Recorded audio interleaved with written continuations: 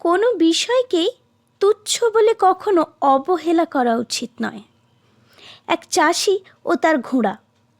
এক চাষি ঘোড়ার পিঠে মালপত্র চাপিয়ে বাজারে রওনা দিল সেগুলি বিক্রি করার জন্য। কিন্তু রওনা দেওয়ার আগে তার নজরে পড়ল ঘোড়ার এক পায়ের খুরের নালে পেরেক লাগানো নেই। বিষয়টি গুরুত্বহীন মনে করে সেটা সে অবহেলা করল। কিছু দূরে যাওয়ার পর ঘোড়ার খুর থেকে নালটা খুলে গেল। চাষি ভাবল 3টে নালের সাহায্যে ঘোড়াটা কোনো রকমে নিশ্চয়ই বাজার পর্যন্ত পৌঁছাতে পারবে। কিন্তু যেইমাত্র সে এগিয়ে যাওয়ার জন্য ঘোড়ার পিঠে উঠে বসেছে, ঘোড়াটা খোঁড়াতে শুরু করলো।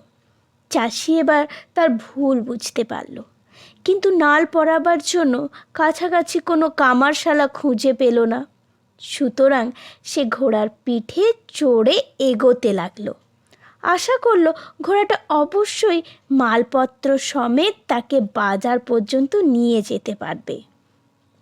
কিন্তু দুঃখের বিষয়, তার ধারণা ছিল ভুল। বেচারি পশুটা খানিকটা এগোতে না এগোতেই পা ভেঙে মাটিতে পড়ে গেল। ফলে তার সমস্ত মালপত্র ভেঙে এদিক ওদিক ছড়িয়ে পড়ল।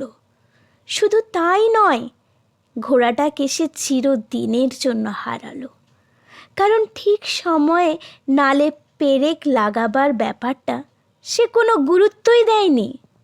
তাই কোনো বিষয়কে তুচ্ছ বলে কখনো অবহেলা করতে নেই। তুচ্ছ বিষয়ে পরে ভয়ঙ্কর ঘটনা হয়ে দাঁড়ায়।